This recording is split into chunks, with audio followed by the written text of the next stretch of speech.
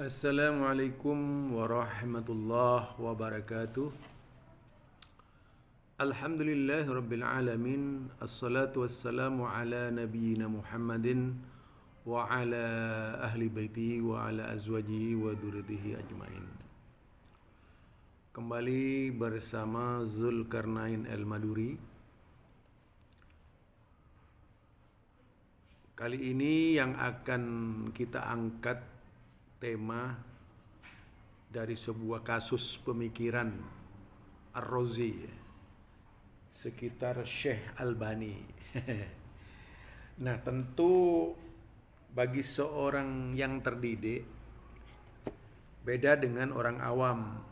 Kalau orang awam, begitu ada berita negatif dari orang yang dicintainya, maka akan mengakui omongannya itu sebagai sebuah kebenaran, karena memang sudah dibutakan mata hatinya dengan rasa cintanya itu, sehingga tidak memungkinkan bisa menilai orang lain.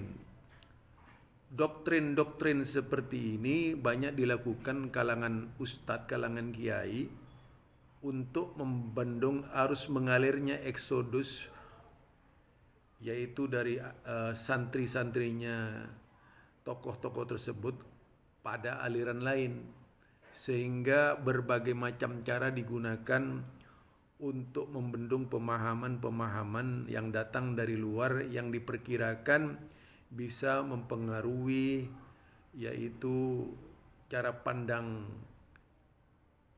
keagamaannya. Ya, salah satu contoh adalah yang dipaparkan oleh Ar-Razi. Ar-Razi ini satu sisi ingin mengecilkan orang lain, satu sisi mengangkat guru-gurunya. Itu biasa orang jualan jamu seperti itu. Selalu mengangkat orang-orang yang tidak disukainya dengan cara merendah-rendahkannya. Kemudian mengangkat guru-gurunya, walaupun misalnya bodoh, itu diangkat setinggi-tingginya, karena guru yang dimuliakan dan dihormatinya. Kalau melihat kualitas Syekh Nasiruddin Albani, ya tentunya tidak bisalah dibandingkan dengan ulama di Indonesia ini. Saya kira kalau kita banding-bandingkan tidak akan menemui sekelas Syekh Nasiruddin Albani. Jangankan untuk berbicara hadis, dalam mengutip hadis saja biasanya hadis-hadis yang palsu paling banyak dilakukan oleh mereka. Ya, seperti yang dikatakan tadi oleh Ar-Razi, beberapa kelemahan Syekh Albani berkaitan dengan hadis Imam Tirmidzi misalnya, yang dikatakan bahwa Syekh Albani itu dalam satu hadis saja, satu hadis, yaitu kadang-kadang satu sisi disesuaikan, satu sisi dilemahkan. Memang kalau orang tidak tahu ilmu hadis ya seperti Ar-Razi itu. Walaupun kita tidak memakai Syekh Nasiruddin Albani, hal yang seperti itu banyak dilakukan oleh ulama-ulama hadis terhadap orang-orang yang meriwayatkan hadis sekelas Imam Tirmidzi, Nasa'i, Ibnu Hibban, Ibnu Majah dan sebagainya, yang dianggap sebagai ziyadah, tambahan. Kalau dibuka di dalam berbagai kitab-kitab hadis, hal itu akan ditemui. Tidak perlu ke Syekh Nasiruddin Albani. Di sini kelemahannya Ar-Razi secara ilmiah bisa dibuktikan bahwa Ar-Razi itu bukan ahli hadis, ikut-ikutan bicara hadis itu, netizen yang sok tahu ilmu hadis, padahal kelasnya ya kelas netizen saja yang masih menguping dari gurunya. Gurunya pun salah di dalam memahamkan ilmu kepada Ar-Razi. Akibatnya apa yang dikatakan oleh Ar-Razi itu tidak mencerminkan apa yang dikatakan olehnya, sehingga melenceng, menjauh dari pembicaraan yang diinginkan. Syekh Nasiruddin Albani tentunya tidak semudah itu memahamkan sebuah hadis, pasti punya metode. Nah, saya kira kalau berbicara ulama hadis ya semua ulama hadis itu punya metode tersendiri. Semua ulama hadis, apakah itu Imam Bukhari, apakah Imam Muslim, apakah Imam Nasa'i, Abu Daud, Tirmidzi, Ibnu Hibban, Ibnu Majah, Ad-Darimi, Imam Malik, Imam Ahmad bin Hambal, banyak lagi dari ulama-ulama hadis pasti akan berpikir dengan metodenya masing-masing di dalam menyusun hadis-hadis.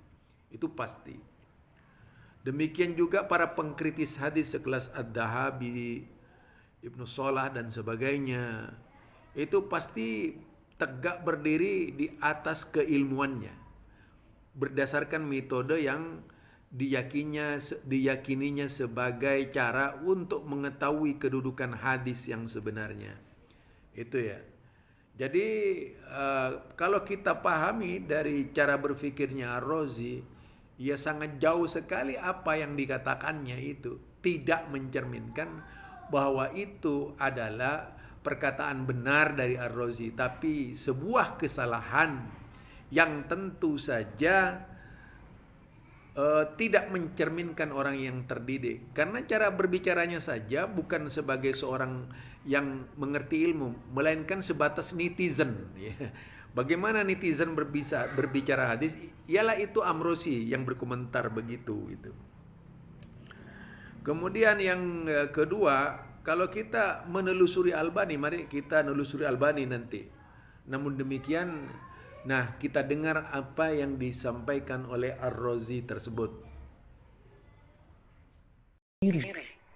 Yang tiada yang paham metodologinya kecuali dia sendiri. Karena di bagian tertentu dia sahihkan, di bagian tertentu dia dhaifkan. Yang paling mengagetkan, satu riwayat hadis, potongan pertama dia sahihkan, potongan berikut dia dhaifkan. Ini yang paling kacau dari manhaj Syekh Albani. Kenapa kita sebut kacau, teman-teman?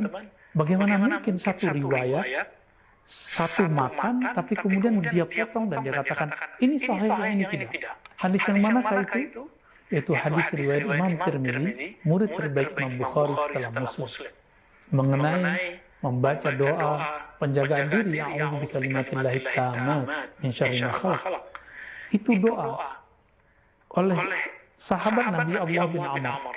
Beliau ketika ingin menjaga anaknya dengan doa, maka beliau tulis dalam kertas lalu dikalungkan. Seperti gambar-gambar si pitung zaman dahulu. Ada kalung, lalu ada kain. Ya, mirip-mirip jimat hari ini. Kita nggak akan katakan hukum jimat boleh, tidak boleh. Tapi riwayat ini ada dalam Sahih Al-Jami, riwayat Tirmidzi yang lebih dikenal dengan Sunan Tirmidzi, dan riwayatnya sahih. Syekh Albani mengatakan ini sahih kecuali lafaz kalimat bahwa Abdullah bin Amr mengalungkan tulisan tadi ke anaknya. Bagaimana ini mungkin terjadi?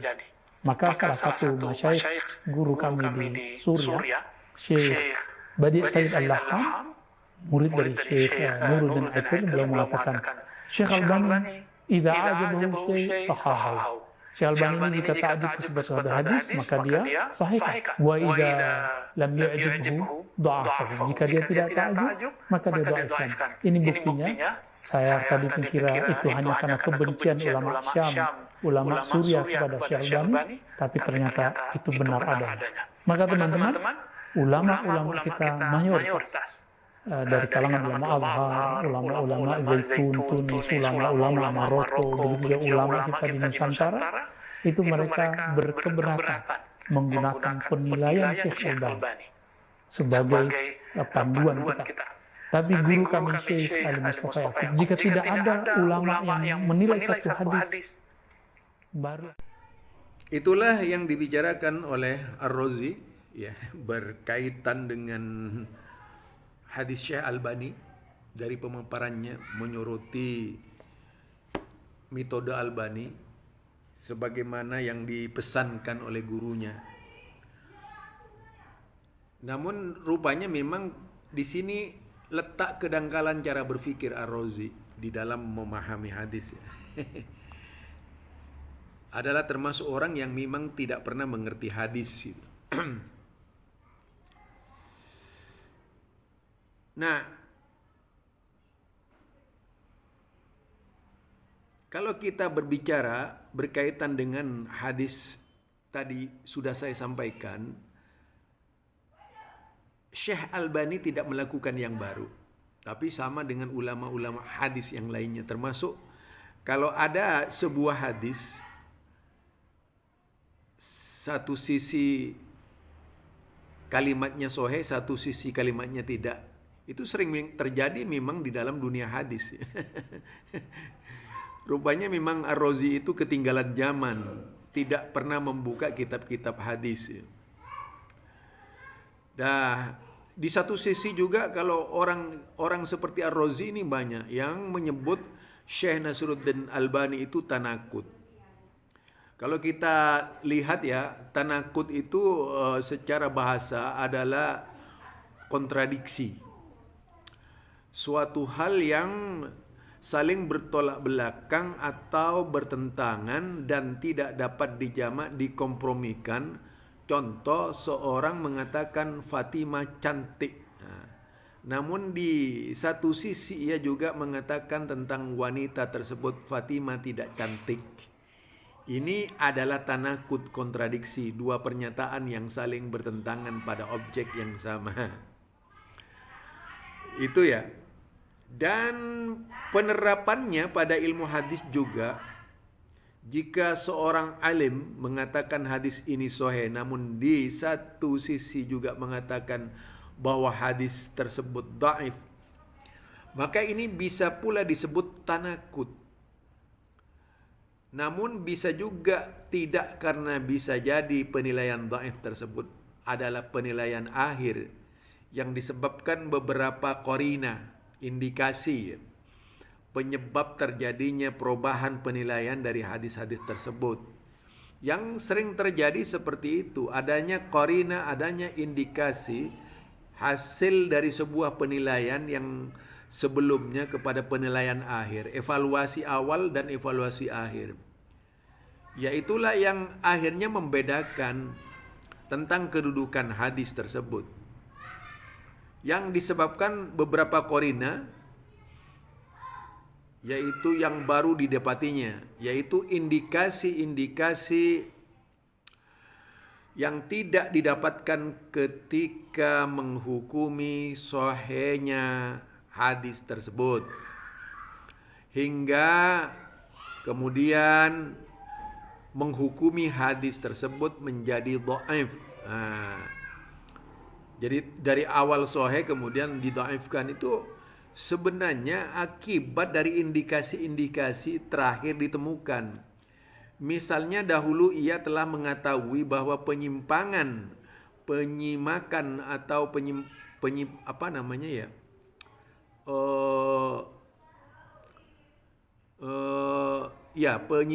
antar dua rawi siqah pada suatu sanad ternyata mengalami inqita', keterputusan.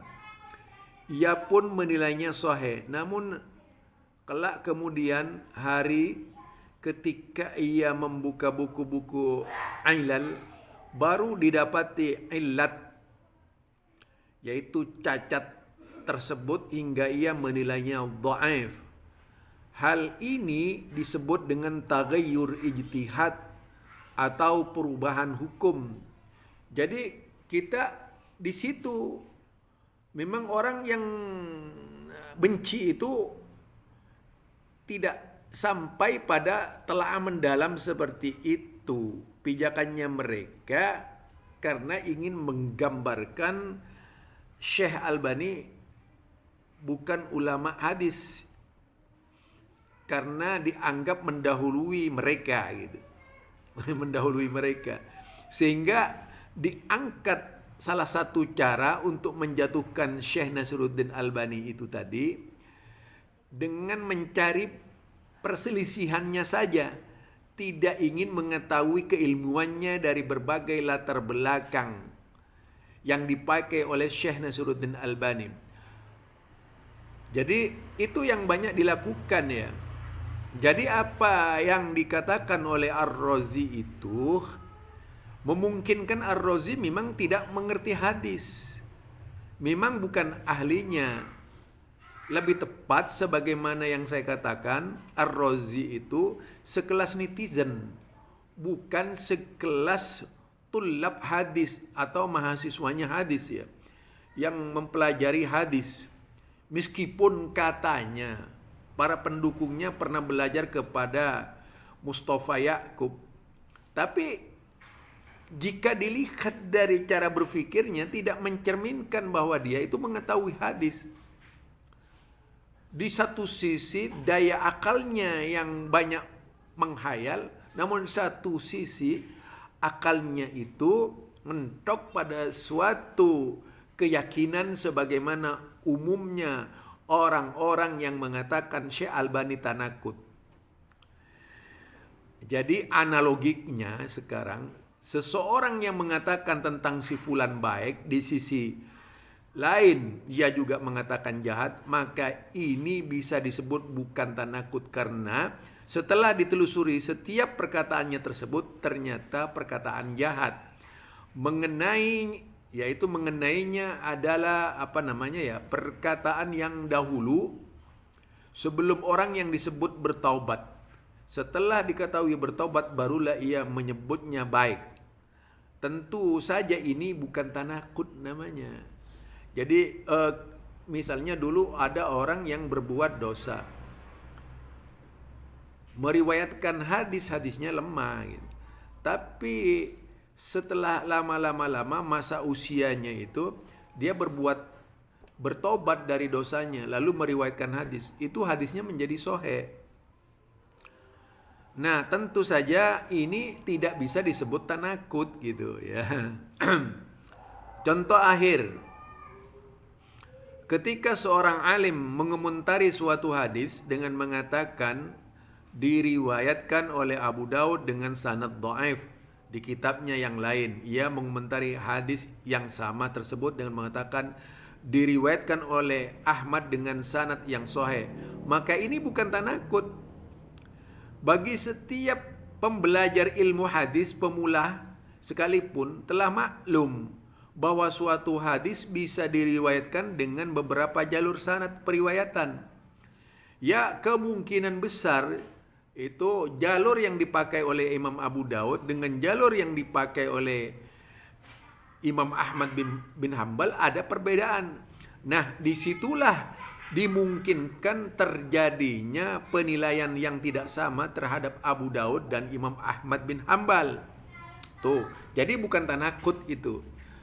Orang harusnya peka sampai di situ. Ada jalur sanad yang sahih dan ada pula yang dhaif. Jadi ada jalur sanad yang sahih, ada pula jalur yang dhaif. Contoh saja hadis-hadis doa-doa salaf, doa-doa di dalam solat misalnya. Misalnya Allahumma ba'id baini, ini kalimatnya sama, Allahumma ba'id baini wa baina khatayaya kama ba'adta bainal masyriqi wal maghrib, atau wajjahtu wajhiya lilladzi fataras samawati wal ard. Hadis ini riwayat sahih. Tapi ada juga hadis yang diriwayatkan oleh rawi-rawi lain, yaitu yang terdapat jalur tidak sahih. Jalur-jalur tidak sahih, akhirnya kedudukan hadis si perawi tersebut misalnya diriwayatkan oleh Imam Ahmad atau diriwayatkan oleh Ibnu Majah, itu ada yang bisa dikatakan tidak sahih karena melalui jalur yang tidak sahih, misalnya itu ya. Jadi beda dengan jalur yang dipakai oleh Imam Bukhari. Makanya jangan mudah berbicara sanad. Hei orang yang bersanad misalnya ya, yang ngaku-ngaku bersanad, jangan-jangan sanad kalian seperti itu juga yang ngaku-ngaku bersanad gitu ya. Jadi hal ini sebagaimana dinyatakan oleh Imam Ibnu Shalah seperti berikut.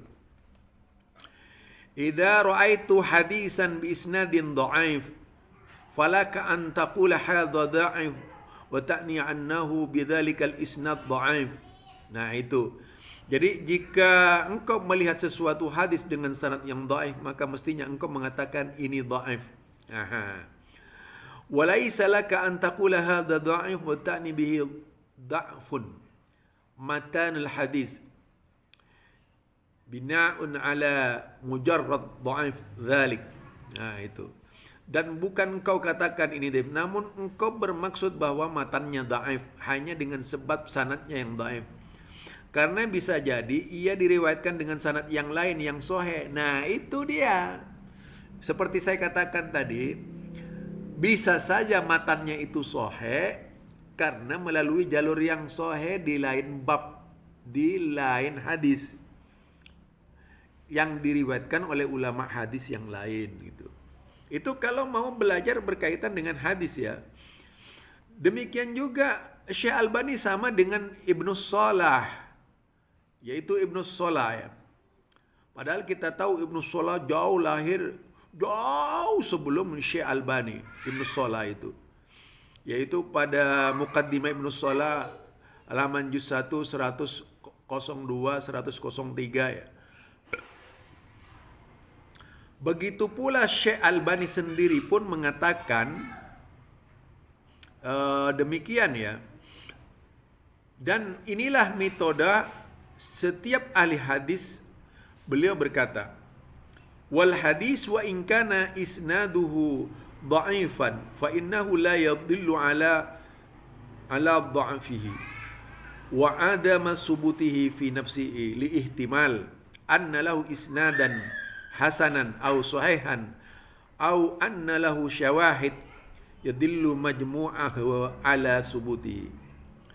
Jadi jika suatu hadis sanadnya dhaif, maka hal itu tidak menunjukkan kelemahan hadis tersebut dan tidak sahihnya, karena ada kemungkinan ia memiliki sanad yang lain hasan atau sahih ataupun syawahid yang kesemuanya menunjukkan akan kesubutan kesahihannya.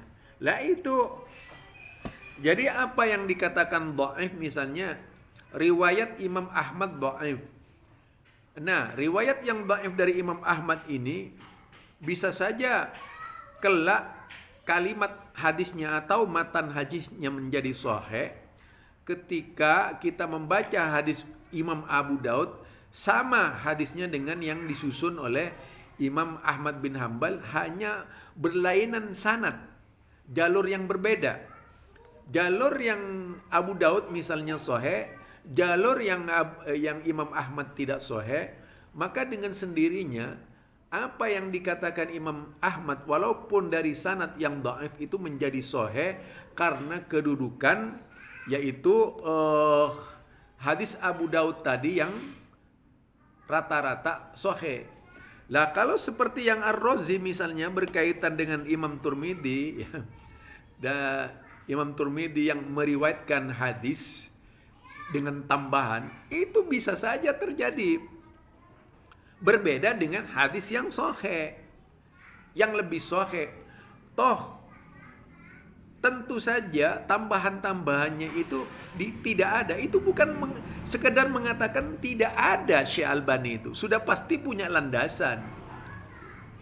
Pasti ada terjadi kesalahan di dalam meriwayatkan hadis tersebut yang diriwayatkan oleh Imam Turmidi. Dari jalur itu pun biasa di dalam hadis sering terjadi ya. Kalau kita baca dalam berbagai macam kitab hadis, hal itu sering terjadi gitu. Hanya saja Ar-Razi ini tidak banyak membaca hadis karena sudah terburu-buru ingin mengesankan Albani itu tidak tahu hadis, yang tahu Ar-Razi. Makanya sampai goblok seperti itu Ar-Razi di dalam memahamkan hadis kepada orang-orang tertentu ya.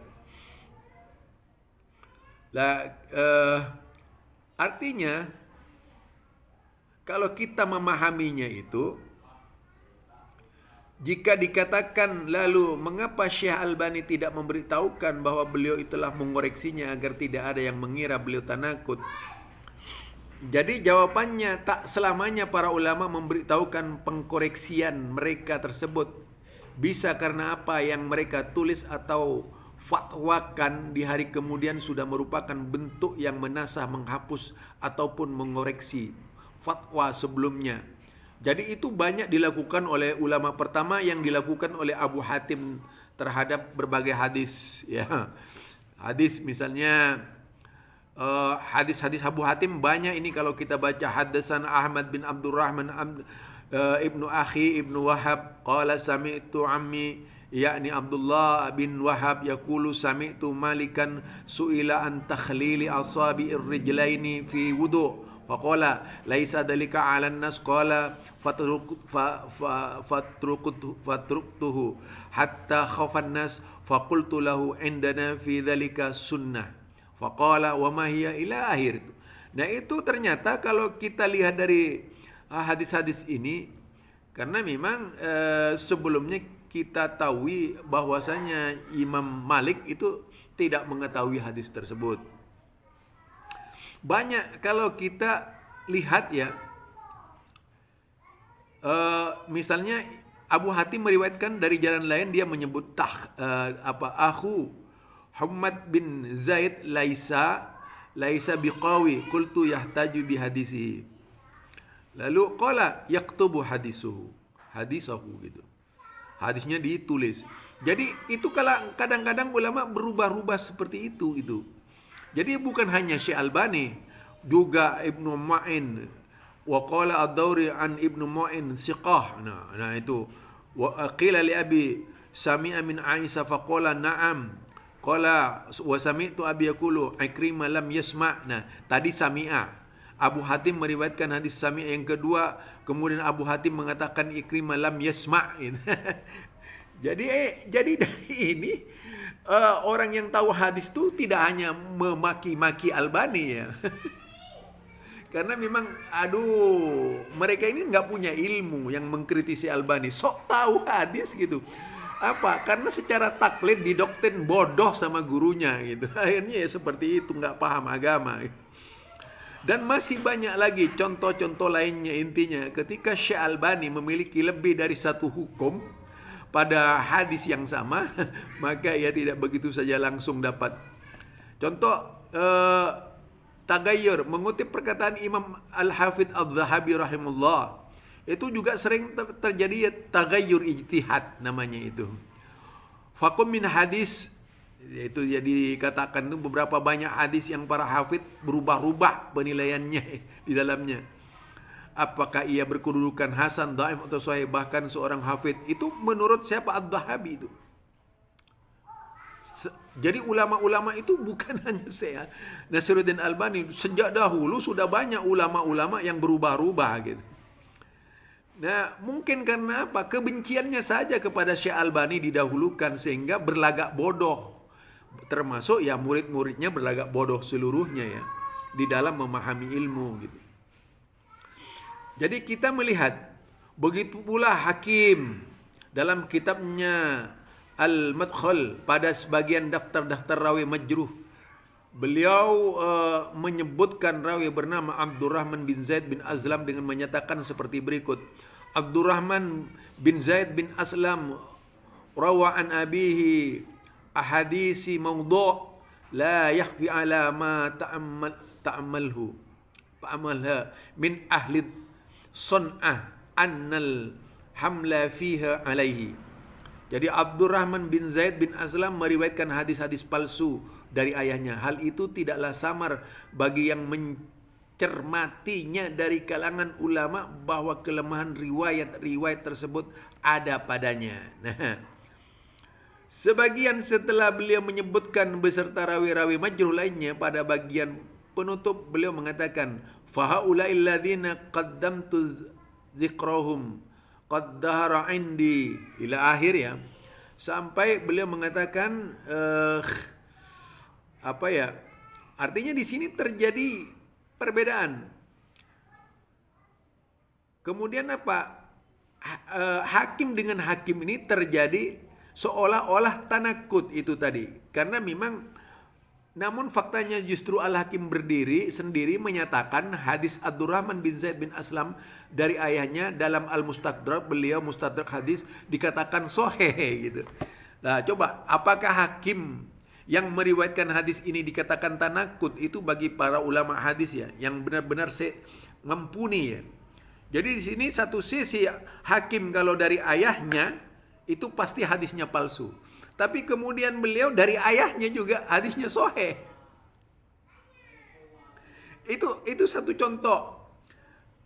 Jadi para pengkritik hadis Syekh Albani itu jangan cuman nonot doang ya, tidak belajar kritis gurunya. Karena apa? Perkataan gurunya pasti benar. Akibatnya ya salah seperti itu di dalam memahami gitu. Jadi ini memang apa ya, kalau kita lihat banyak sekali ulama-ulama hadis, juga Ibnul Hadi. Ulama hadis itu banyak sekali, Ibnu Hajar. Ini 3 Ibnu Hajar sendiri bisa salah itu. Mungkin kalau orang sekarang disebut tanakut itu Ibnu Hajar ya. Ibnu Hajar juga berkaitan dengan hadis, yaitu siapa namanya, akhbarna Muawiyah bin Hisam. Jadi di sini yang dibicarakan adalah hadis siapa namanya, yang diriwayatkan oleh siapa namanya, berkaitan dengan Ibnu Hajar ini, telah dalam Sunan Abu Daud diriwayatkan salah satu hadis Abu Hurairah. Mereka beristinja dengan maka ayat ini turun berkenaan mereka hadis. Catatan Abu Daud hanya meriwayatkan dengan jalur sanad di atas. Dalam Fathul Bari Ibnu Hajar menilainya sahih dengan mengatakan fihi rijalun yuhibbuna ayyatattaharu fi ahli Quba. Pada riwayat Abu Daud dengan sanad yang sahih itu Abu Hurairah, Nabi sallallahu alaihi wasallam beliau bersabda telah turun ayat fihi rijalun yuhibbuna. Tadi dikatakan ayyatattaharu fi ahli Quba. Fathul Bari. Bagaimana bisa beliau menyatakan sanadnya sahih sedangkan pada sanadnya terdapat 2 rawi yang dinilai dhaif majhul oleh beliau sendiri. Jadi kalau Syekh Albani disudutkan, maka semua ulama-ulama hadis sebelumnya itu nasibnya bisa seperti Nasiruddin Albani semua itu. Nah, ini ya sekitar tentang menyingkap kebodohan Ar-Razi dan orang-orang yang anti Albani gitu. Maka akan persis nasibnya seperti ya Ar-Razi itu. Jadi benar-benar Ar-Razi orang yang tidak paham hadis, awam banget itu tentang hadis Rasulullah sallallahu alaihi wasallam. Ini banyak lagi kalau kita ungkap itu, seperti Daruqutni. Kemudian Daruqutni juga melakukan tanakut, mungkin Ibnu Hibban melakukan tanakut. Banyaklah ulama yang tanakut itu. Jadi kalau dihitung-hitung, Al-Iraqi tanakut juga, Ibnu Abdul Bar tanakut. Wow, banyak ya. Jadi kalau kemudian orang-orang itu misalnya ini saya menggunakan gaya penilaian Ar-Razi, orang ulama yang tanakut itu akan banyak sekali yang kena itu. Karenanya dalam hal ini saya berpikir mereka itu kurang baca. Mereka itu menutup pintu untuk berpikir jernih, tetapi lebih banyak makan kebencian, lebih banyak makan berita palsu tentang Syekh Albani. Jadilah orang-orang seperti mereka ini orang yang taklid buta dan tidak bisa berpikir lurus, tetapi berpikir bengkok. Ini barangkali dari saya. Mudah-mudahan Allah Subhanahu wa taala mengampuni kita seluruhnya, agar kita ini tidak terlalu bego di dalam memahami hadis Rasulullah sallallahu alaihi wasallam ya. Jadi ini saya menyampaikan agar semua orang bisa punya punya mesin, punya lokomotif itu untuk berpikir cemerlanglah ke depan, tidak fokus pada kebencian. Doktrin yang membuat kita tidak berilmu itu karena kebencian. Maka kita orang-orang yang menebarkan kebencian pada tokoh-tokoh tertentu itu supaya kita, tokoh-tokoh tertentu yang lurus, supaya kita itu tidak tahu kebenaran dan tetap taklid kepada mereka. Ini saja. Subhanakallahumma wa bihamdika asyhadu an la ilaha illa anta astaghfiruka wa atubu ilaik. Assalamualaikum warahmatullahi wabarakatuh.